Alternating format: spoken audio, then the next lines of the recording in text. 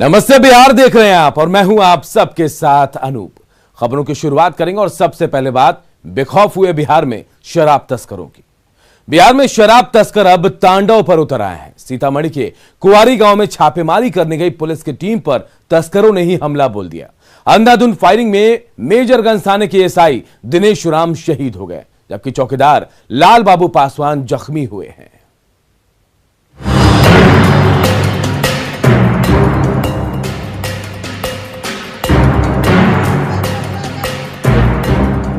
शराबबंदी के बाद शराब तस्करी की घटनाएं लगातार सामने आ रही हैं। पुलिस पर दबाव है कि अवैध धंधेबाजों पर रोक लगाए। पुलिस लगातार छापेमारी भी करती है। मेजरगंज पुलिस भी ऐसी ही सूचना पर छापेमारी करने गई थी, लेकिन वहां बेखौफ तस्करों ने पुलिस की टीम पर हमला कर दिया। दोनों तरफ से मुठभेड़ में सब इंस्पेक्टर दिनेश राम शहीद हो गए, जबकि एक चौकीदार लाल बाबू पासवान गोली लगने से घायल है। मेजरगंज थाना को सूचना मिली कि अपराधकर्मी और शराब के केस में ही पूर्व से वांटेड था। रंजन अपने घर पर आया हुआ है। उसमें पुलिस पदाधिकारी और कांस्टेबल एक चौकीदार के साथ वहाँ बाइक से गए। घर के पास ही प्रवेश करते के वक्त ही भीतर से फायरिंग हुई, जिसमें हमारे दो कर्मी को गोली लगी। एक सब इंस्पेक्टर दिनेश राम और एक चौकीदार लाल बाबू को, दिनेश राम को हॉस्पिटल लाने के क्रम में डेथ हो गई है।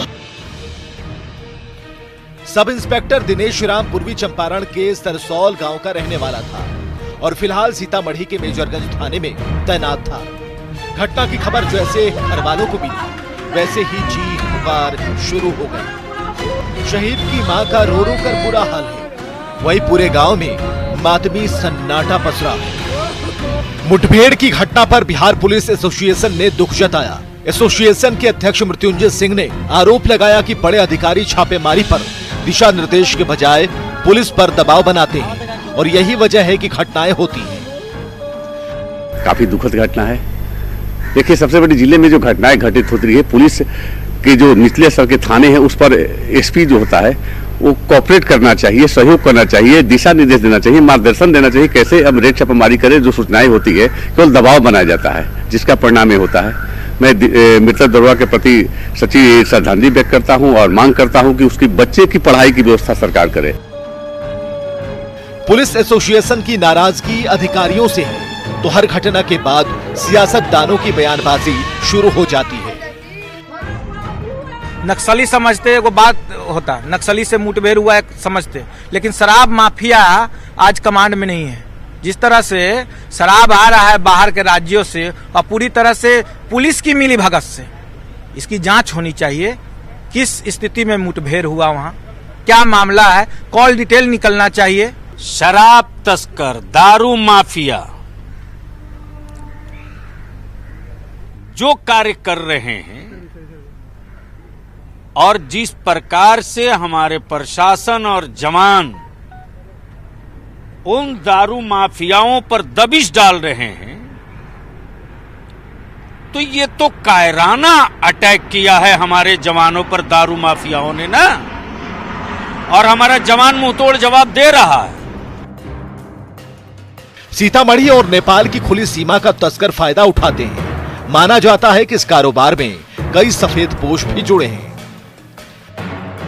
मैं इस वक्त खड़ा हूँ सीतामढ़ी के भारत नेपाल सीमा पर और आप देख सकते हैं यह भारत और नेपाल सीमा के बीच स्थित 334 नंबर का पिलर संख्या है और यह दर्शाता है कि भारत की सीमा यहाँ तक है और ठीक इसके पीछे नेपाल की सीमा शुरू हो जाती है। और यही वजह है कि भारत नेपाल का खुली सीमा का लोग फायदा उठाते हैं और शराब माफिया लगातार ताकतवर बनते जा रहे हैं। अपराधियों के साथ उनकी गठजोड़ होती जा रही है और धीरे धीरे वे पुलिस प्रशासन को चैलेंज दे रहे हैं, सरकार को चैलेंज दे रहे हैं, उन पर गोलियां चला रहे हैं और उनको मौत के घाट उतार रहे हैं। यह सरकार प्रशासन के लिए बड़ी चिंता का विषय है।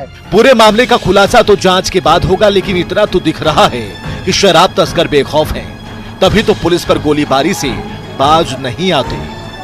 न्यूज़ 18 के लिए पटना से अमित सिंह के साथ सीतामढ़ी से राकेश रंजन की रिपोर्ट।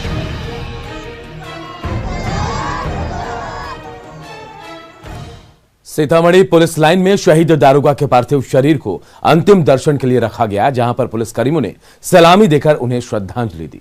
शहीद दारोगा दिनेश राम के तिरंगे से लिपटे पार्थिव शरीर के अंतिम दर्शन को लोगों का हुजूम उमड़ पड़ा। इस मौके पर लोगों की आंखें भी नम दिखाई दी।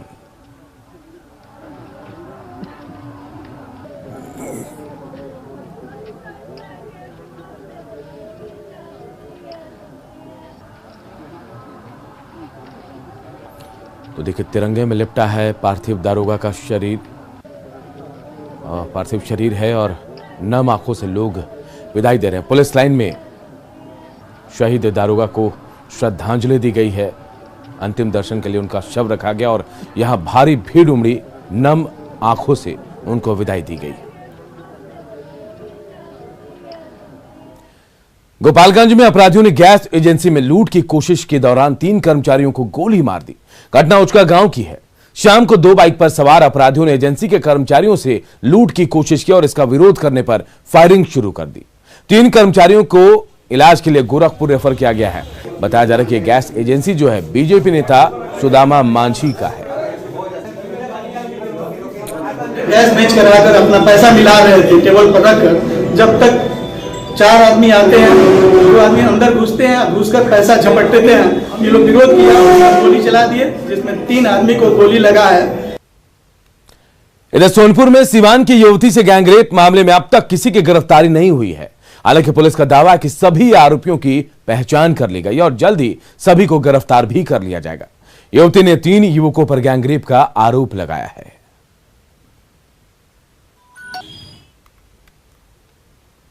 लेकिन पुलिस तकनीकी अनुसंधान एवं अन्य प्रयास से घटनास्थल को चिन्हित करते हुए अभियुक्तों की पहचान कर ली है। एफएसएल की टीम के द्वारा एविडेंस भी कलेक्ट कर लिए गए हैं। अभियुक्तों की पहचान के उपरांत उनके ठिकानों पर छापामारी की जा रही है और जल्द ही इसमें जो है हमें सफलता मिल जाएगी।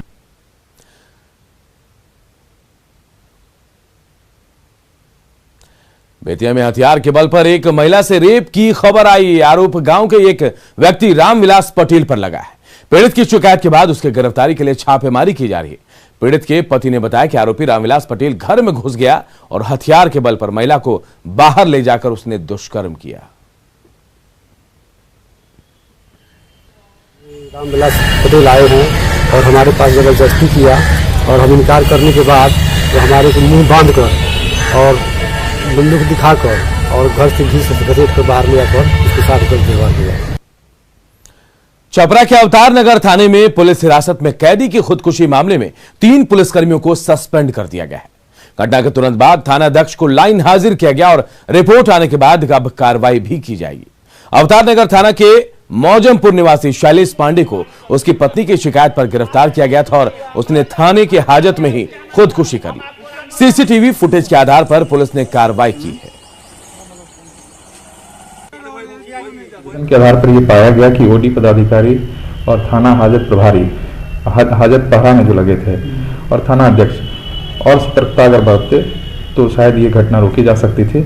तो प्रथम दृष्टया सतर्कता और निगरानी में कमी और कर्तव्य में लापरवाही को पाते हुए उन्हें तत्काल निलंबित कर दिया गया है और उस पर विभागीय कार्रवाई प्रारंभ करने का आदेश दिया गया।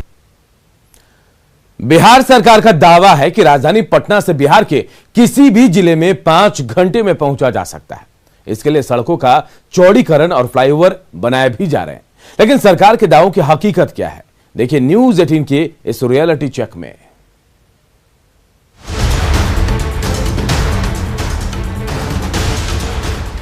बिहार सरकार के दावे की हकीकत जानने के लिए न्यूज 18 की टीम पटना के बोरिंग रोड चौराहे से हाजीपुर के लिए निकली। दोपहर बाद 3:32 पर बोरिंग रोड चौराहे से सफर की शुरुआत हुई। अभी हम पटना के बोरिंग रोड चौराहे पर खड़े हैं और यहां से हाजीपुर के लिए सफर करेंगे। आपको बता दूं कि यहां से हाजीपुर की जो दूरी है वो 19 किलोमीटर है और अभी अगर आपको बताएं तो 3:32 हो रहे हैं और यहां से अपनी यात्रा शुरू करते हैं। सड़क किनारे अतिक्रमण और जाम की समस्या ने सरकार की उम्मीदों पर पानी फेर दिया। बोरिंग रोड चौराहे से राजेंद्र नगर तक पहुंचने में ही करीब 40 मिनट का वक्त लगा। बोरिंग रोड से हाजीपुर की दूरी मात्र 19 किलोमीटर, जिसे तय करने में अमूमन आधे घंटे लग जाने चाहिए थे और आधे घंटे में ये सफर तय हो जाना चाहिए था। लेकिन आपको बता दूं कि अभी लगभग 40 मिनट हो गए हैं और 40 मिनट के बाद भी अभी हम लोग आधे रास्ते यानी राजेंद्र नगर पहुंचे हैं। और ये तस्वीरें आपको दिखा दें कि यहाँ पे पूरा जो रास्ता है वो जाम है और धीरे धीरे करके गाड़ियां जो है वो बढ़ रही है। जाम से जूझते किसी तरह राजेंद्र नगर से न्यूज 18 की टीम आगे बढ़ी, लेकिन गांधी सेतु पहुंचने में ही हमें 1.5 घंटे से ज्यादा का समय लगा, जबकि बोरिंग रोड चौराहे से हाजीपुर की दूरी सिर्फ 19 किलोमीटर है और अब भी हम हाजीपुर से 6 किलोमीटर दूर थे। बोरिंग रोड से अभी हम लोग यहाँ पे गांधी सेतु पहुंचे हैं और गांधी सेतु पहुंचने में अभी आपका समय अगर दिखा दूं तो लगभग 1 घंटा 40 मिनट यहाँ पे लगे हैं। और जरा देखिए कि यहाँ से अगर जाम की क्या समस्या है, लगातार यहाँ पे जाम लगी हुई है और यहाँ से हाजीपुर की दूरी जो है वो कम से कम 7 से 8 किलोमीटर है और वहाँ तक जाने में ये जाम आधे घंटे या फिर 1 घंटे कितना देर लगेगा इसका कोई अंदाजा नहीं है। तो ये यहाँ पे जाम की, अगर आपको हाजीपुर जाना है तो यहाँ तक गांधी सेतु पहुँचने में अगर 1 घंटे से ज़्यादा का समय लग रहा है तो ज़रा सोचिए कि यहाँ से कुछ किलोमीटर अगर जाना हो तो कितनी समस्या हो सकती है। दोपहर में भी रहता है जाम। अभी अगर हमको गांधी से तो हाजीपुर तक जाना है तो यहाँ से कितना देर लगेगा? ये कोई निश्चित नहीं है, आधा घंटा भी लग सकता है, 2 घंटा भी लग सकता है। तो जरा सोचिए कि ये आपके खुशकिस्मती पे है कि आप यहाँ से इस जाम से कितने देर में पार होते हैं। आप आधे घंटे में भी पार हो सकते हैं, हो सकता है कि आपको 2 घंटे का भी समय लगे। तो जरा सोचिए कि अगर आपको हाजीपुर रोड से जाना हो तो यहाँ तक आने में सिर्फ 1 घंटे से ज्यादा का समय लगा और ये बाकी जो रास्ता है वो भगवान भरोसे है। पटना से रवि एस नारायण की रिपोर्ट। महाराष्ट्र समेत देश के कई राज्यों में एक बार फिर से कोरोना का कहर बढ़ रहा है और इस बीच पटना के युवा टेक्सटाइल इंजीनियर हर्षलाल और उनकी टीम ने कोरोना से लड़ने के लिए एक ऐसा केमिकल तैयार किया जो एंटीवायरल और एंटीबैक्टीरियल है। इसे बनाने वाले हर्ष का दावा है कि इस केमिकल की लेप को किसी भी कपड़े पर लगा देने के बाद वो कपड़ा कोरोना सहित किसी भी वायरस, बैक्टीरिया और फंगस के संक्रमण को रोकने में कारगर है। कोरोना के खिलाफ लड़ाई में हर्ष को उनके दोस्त सत्येंद्र का भी साथ मिल रहा है। दोनों से बातचीत की हमारे सहयोगी अमित कुमार ने।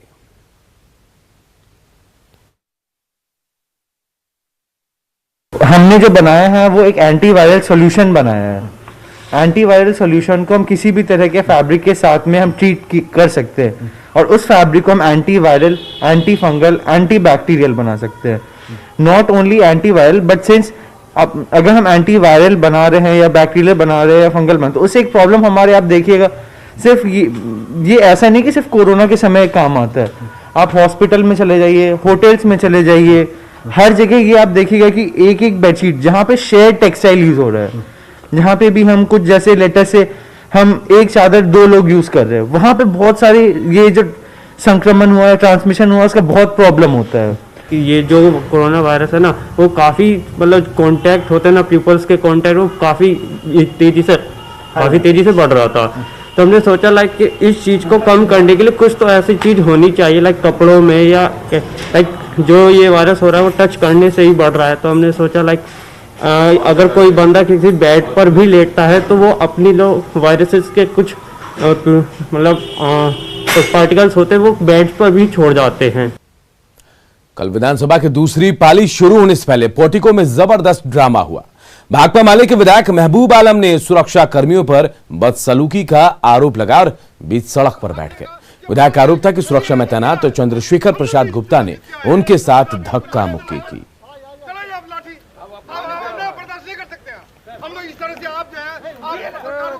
उनके मंत्रिमंडल में 18 मंत्री आपराधिक चरित्र के हैं। शाहनवाज हुसैन के पास पर के खिलाफ में जौन शोषण और रेप का मामला है, उन्होंने नामांकन में छुपाया है विधान परिषद का। और आप धरने पर क्यों बैठ गए? इसलिए कि हम लोग को हल्का रहा है, आप लोग को हका रहा है, आप लोग को जलील किया जा रहा है। ये हम देख के बर्दाश्त नहीं कर सकते। हम लोग भी सम्मानित मंत्री है, हम लोग भी सम्मानित विधायक है। विधानसभा में वृद्धावस्था पेंशन पर चर्चा के दौरान कल जमकर हंगामा हुआ। समाज कल्याण मंत्री मदन सैनी धांधली के विपक्ष के आरोपों को गलत बताते हुए उन्होंने चुटकी भी ली और कहा कि विपक्ष के लोग ऐसी योजनाओं में गड़बड़ी कर पैसे कमाते थे। इस पर विपक्ष ने ऐतराज जताया और विपक्षी सदस्य सदन के वेल में आ गए। तब तक अध्यक्ष ने सदन की कार्यवाही स्थगित कर दी। विपक्ष ने कहा कि जब तक मंत्री माफी नहीं मांगते तब तक सदन की कार्यवाही नहीं चलने देंगे। लोगों को मिले, हाथे हाथ लोगों को यह राशि मिले, लोग बाहर आएंगे। सन की राशि नगदी मिलता था, इसको हम लोगों ने समाप्त किया है, माननीय मुख्यमंत्री जी ने समाप्त किया है और अब खाते में राशि जा रही है। और यह व्यवस्था इतना सुदृढ़ है कि लोगों को कहीं कोई कठिनाई नहीं होता है। प्रत्येक माह में प्रखंड में जाने की भी आवश्यकता नहीं होती है, सीधा उनके खाता में राशि चली जाती है। की बात वो कर रहे थे, वेतन की बात कर रहे थे, मंत्री की गरिमा को भी ख्याल नहीं रख रहे हैं, तो स्वाभाविक है कि लोग बाहर आएंगे, करेंगे। हम लोग का प्रोटेस्ट कर रहे थे और मंत्री को ये में रहना चाहिए, नियमावली के हिसाब से बोलनी चाहिए और जो सदन है उसकी गरिमा को बनाए रखना चाहिए। बिहार में उद्योग विभाग के बजट पर उद्योगपतियों और निवेशकों में निराशा है। साथ ही बिहार में निवेश को बढ़ावा मिलने के दावे पर भी अब सवाल खड़े हो रहे हैं। हालांकि वित्त मंत्री ने भरोसा दिलाया कि आने वाले समय में उद्योगों की हालत और सुधरेगी।